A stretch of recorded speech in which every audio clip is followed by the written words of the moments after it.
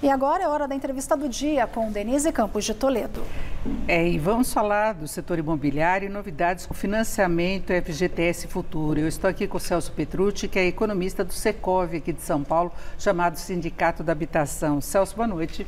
Boa noite, Denise. Prazer estar aqui com vocês. Bom, o Secov acaba de divulgar um balanço das vendas, do movimento do setor no mês de fevereiro, comercialização de 6.600 unidades na capital, lançamento de 4.467. O indicador de venda sobre a oferta ficou em 10% no mês e 55,8% em 12 meses. São muitos números, e eu quero saber o que isso significa em termos de desempenho efetivo no setor, porque no começo do ano passado, que seria a referência, houve uma queda, porque era início de governo, havia muita incerteza. Então, o que isso significa em termos de dinamismo do setor imobiliário?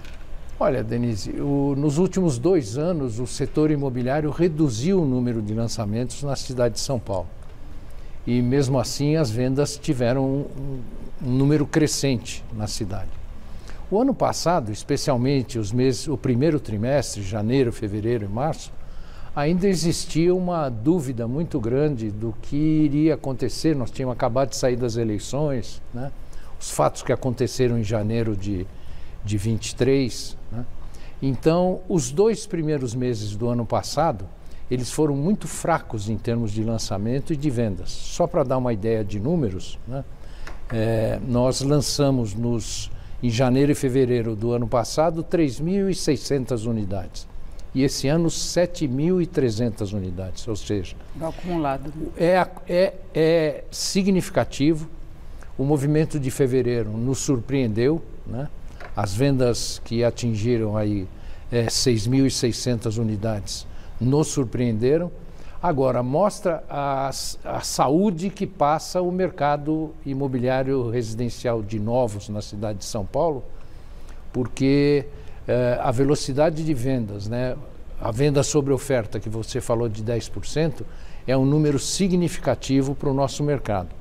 E o acumulado de 12 meses, de 55%, é mais significativo ainda, né? Ele dá conta que de tudo que se lançou nos últimos 12 meses na cidade, na média 55% está vendido, o que mostra uma aderência muito grande do mercado à demanda. Agora, se no começo do ano passado teve essa incerteza toda em relação à definição de cenário macroeconômico, política de governo, em julho vieram novidades para o Minha Casa Minha Vida. Perfeito. Que tem tido um papel muito importante no movimento do setor, e a gente percebe que 63% dos lançamentos ficaram nessa faixa do novo limite de valor, que subiu de 264 para 350 mil reais. Né? E teve mudança também em relação à faixa de renda, em relação aos juros. O governo anterior também tinha o programa, até com outro nome, mudou para Casa Verde e Amarela, aí voltou agora o Minha Casa Minha Vida. Agora, os governos do PT tiveram muito foco nesse programa, não é? Sim. O programa vem de 2009, né, do segundo governo Lula, né, e ele se consolidou, né, apesar de mudança de nome e tudo.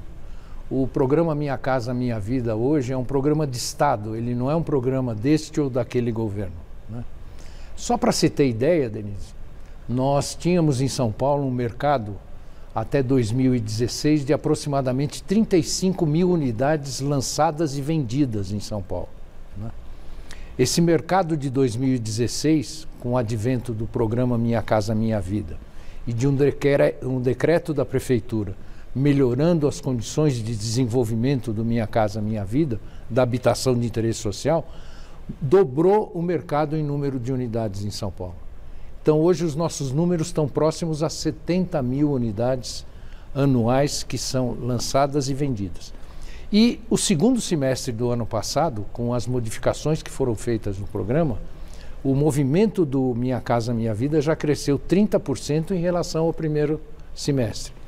E a gente assistiu em fevereiro, você tem razão, 63% de tudo que foi lançado na cidade de São Paulo foram de unidades do Minha Casa Minha Vida, que só para lembrar os nossos telespectadores, atende rendas de R$ 2.640 até uma renda de R$ 8.000, para imóveis que vão até 350 mil reais. É isso, inclusive, que eu queria ressaltar, eu ia te perguntar, porque muita gente pensa que é só quem tem renda muito baixa que tem acesso a esse programa.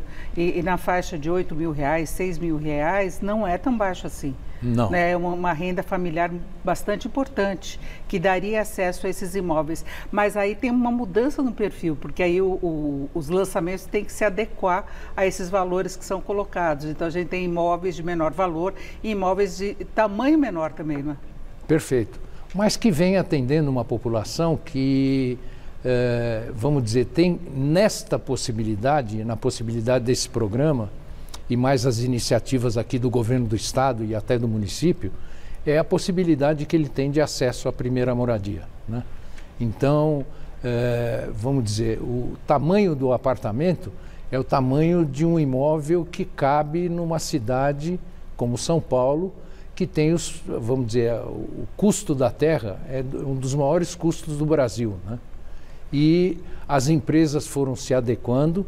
E as empresas hoje conseguem ofertar aí, como eu falei, em torno de 35 mil unidades por ano, só no programa Minha Casa Minha Vida. Em outras regiões que os imóveis são mais baratos, os terrenos mais baratos, há talvez um dinamismo até maior impulsionado pelo Minha Casa Minha Vida. Agora, o governo, para estimular ainda mais isso, agora vai colocar em prática, está colocando a utilização do FGTS futuro. Perfeito. Então a pessoa fica com o estoque do FGTS comprometido com o pagamento desse financiamento, não é? No caso de ser demitido, a pessoa só fica com a multa rescisória de 40%, né? E a expectativa é de atender 60 mil famílias com renda até 2 salários mínimos. Perfeito.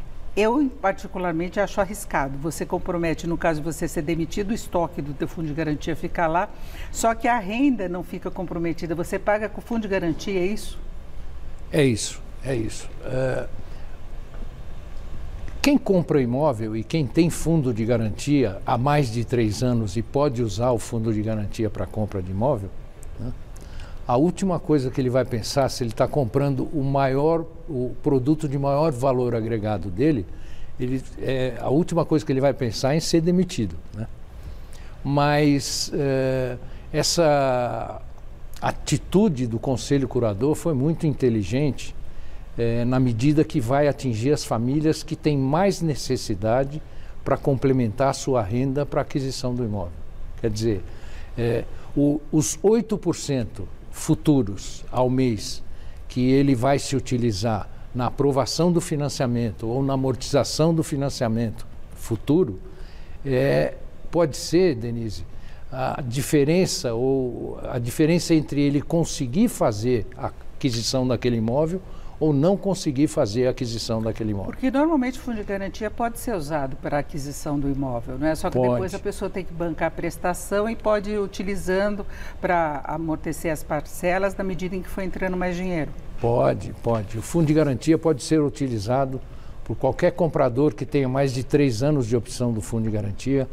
Ele pode ser usado como parte de pagamento do imóvel, ele pode ser utilizado como amortização do financiamento dele, e ele pode ser usado também para pagamento de até 80% das prestações mensais da família. E agora tem esse FGTS Futuro, que está sendo colocado em prática agora. Perfeito. Né? As pessoas podem buscar mais informações a respeito disso. Agora, no setor imobiliário, de um modo geral, quanto que representa hoje Minha Casa Minha Vida no movimento total? Você fala em termos de país? Em termos de país ou São Paulo? Em São Paulo, 50% do movimento em número de unidades e 20% no movimento de volume global de vendas, tá? Então tem um peso relevante mesmo. Tem um peso relevante. Ajuda a alavancar, inclusive dar suporte para outros lançamentos também para as empresas. E Denise, saindo de São Paulo, esse 50%, às vezes em algumas cidades, ele é 60%, às vezes até 70%, porque os imóveis até 350 mil reais, e no Brasil inteiro é esse o limite máximo, eles são o mercado de entrada das famílias, o acesso à primeira moradia. Então, a nossa estimativa na Câmara Brasileira da Indústria da Construção, no Secov, é que em torno de 2/3 do mercado imobiliário do país ele seja de imóveis hoje enquadrados no programa Minha Casa Minha Vida. Perfeito. Nós ouvimos o Celso Petrucci, que é economista do Secov aqui de São Paulo, chamado Sindicato da Habitação. Celso, muito obrigado. Uma boa noite. Muito obrigado a vocês e sempre à disposição. Obrigada. Com vocês.